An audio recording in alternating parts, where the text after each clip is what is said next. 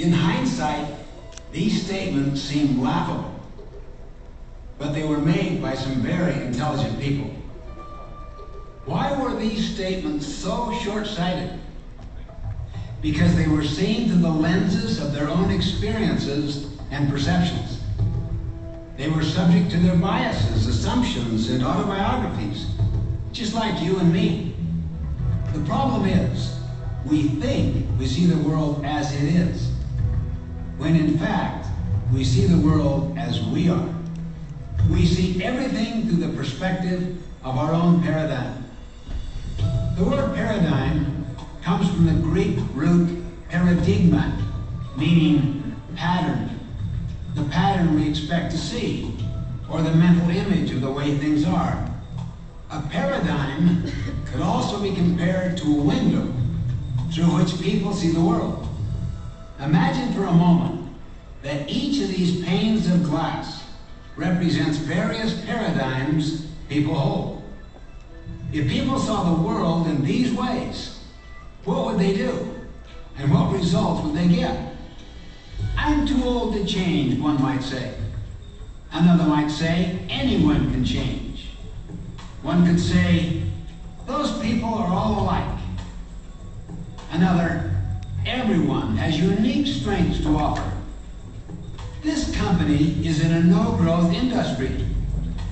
There are unlimited prospects for growth in this industry. If you see your industry as one where growth is impossible, how does that affect what you do every day? And what results do you think you'll get from your actions? On the other hand, suppose you saw unlimited prospects for growth in your industry. How would that change your actions? So much of what we do in our personal lives and at the office is the result of the paradigms we hold. And what we do, in turn, affects the results we get. This is called the see, do, get cycle. What we see, our paradigms, determine what we do, our behaviors and actions, which in turn determine what we get.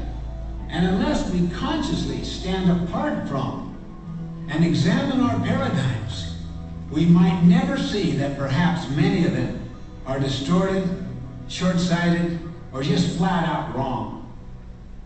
Let's say you were trying to find a location in San Francisco, and the map given you said San Francisco, but it really was a map of Los Angeles. Would it help to work harder, to double your speed? Obviously no. You just get lost twice as fast. A paradigm is a map you have in your mind. If your mental map is inaccurate, and you don't question it, a positive mental attitude or a heroic effort won't matter much. I remember a mini paradigm shift I experienced one Sunday morning on a subway in New York. People were sitting very quietly, some reading, some resting with their eyes closed. Suddenly, a man and his children entered the subway car. The children ran yelling through the car, throwing things, grabbing people's newspapers. Their father sat down near me and closed his eyes and did nothing. I felt irritated. I could not believe he would let his children run wild like that. After a few minutes of patience and restraint, I turned to him and said, "Sir, your children are really disturbing a lot of people. I wonder if you could control them just a little more." Yeah, you're right. I should do something. But we just came from the hospital where their mother died about an hour ago, and I guess they don't know how to handle it. Guess I don't know how to handle it. Can you imagine how I felt at that moment? My paradigm shifted. Suddenly I saw things differently. And because I saw differently, I thought differently. I felt differently. I acted differently. My irritation vanished. Compassion flowed freely. I wanted to help instead of criticizing and complaining. You see, when Once you see things as they really are, you'll think, feel, and act differently. And you'll do it automatically, spontaneously. Can you see why paradigms are deeper than attitudes and behaviors? Each of us is born with the gift of self-awareness. We can stand apart from our paradigms. We can examine them, and we can change them if necessary, and become more open to the views of others. As you learn more about the 7 habits, you'll notice that each habit will challenge many commonly held but incomplete paradigms and suggest new and better ways of thinking. Thomas Kuhn, the scientist who popularized the word paradigm, said, "All significant breakthroughs are break-withs, old ways of thinking." If you want to make minor changes in your life, work on your behavior. But if you want to make significant quantum breakthroughs, work on your paradigms.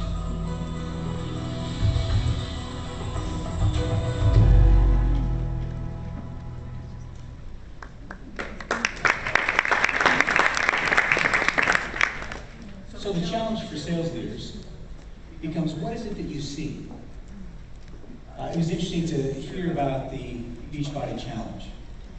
You see, how you see that challenge will directly determine what you do. See, so just focusing on behaviors is not the way to get significant breakthrough. It's actually a challenge the way you see it. If you see it as an opportunity to make quantum changes in the success of your business and the impact you have, you will do things to actually organize and make those things happen. You'll get the results that reinforce the way you see it, and you'll see it even stronger, and that will reinforce the behaviors, and again, you get a cycle.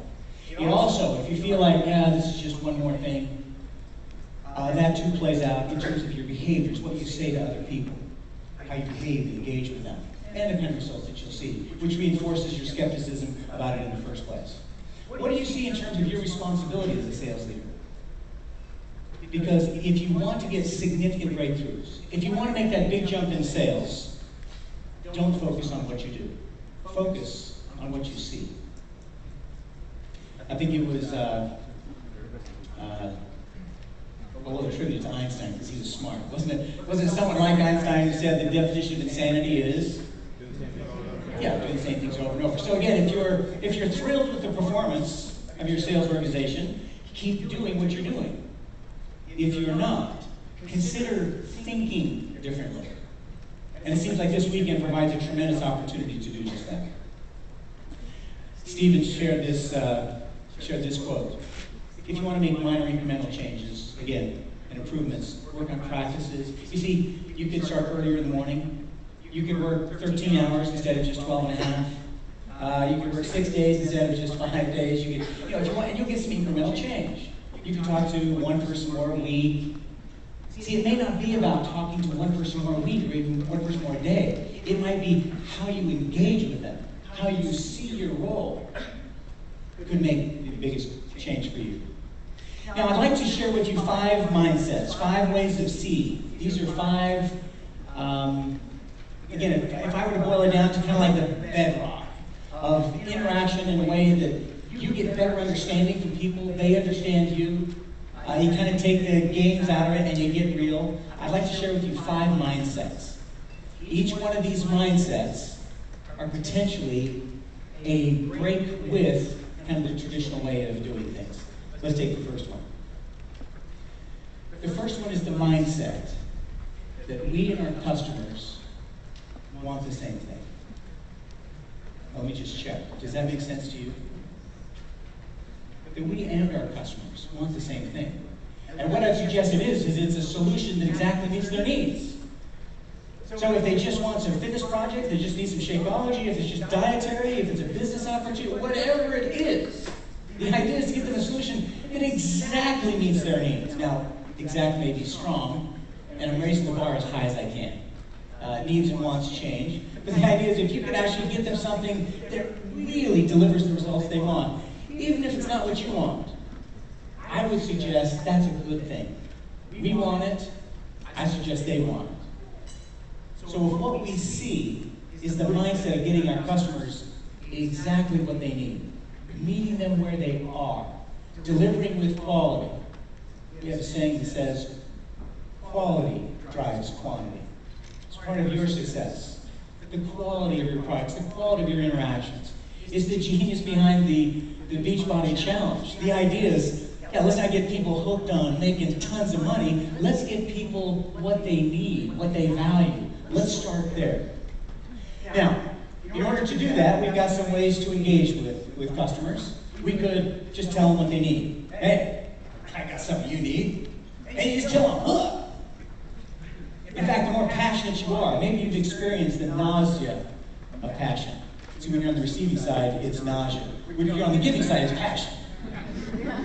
It's still show up and throw up. You know, where you give everything you've known since childhood, you know, about fitness and about capabilities and what I did, and the other person pretty much doesn't care about you. They care about them.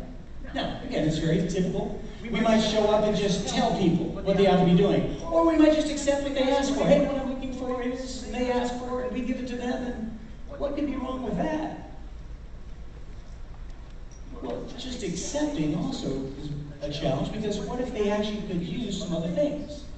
Again, I'm not saying either of these are wrong, I'm just saying these are three very traditional approaches. The last one is we just guess. You know, now we never call it guessing, because that would be like goofy. So we call it consulting or assessing or something like that. But it sure looks a lot like guessing. We don't really listen and understand people. We just talk at them and hope we get something right. Now the fourth approach is not a new idea, but I think it's worth just carving out in terms of a mindset, and that's to mutually explore. And that's what I'd like to emphasize. Your skill and ability to mutually explore with other people. Now, we'll call this the first mindset, is to give our customers, our clients, a solution that truly meets their needs, meets them where they are, gives them value for what they're looking for right now, and it avoids telling, accepting, and guessing, because we can actually have that discussion with them. Let me talk about the second mindset. The second mindset is to know what gear you're in. Now, I have recently learned the value of knowing what gear you're in, because I just taught my daughter how to drive.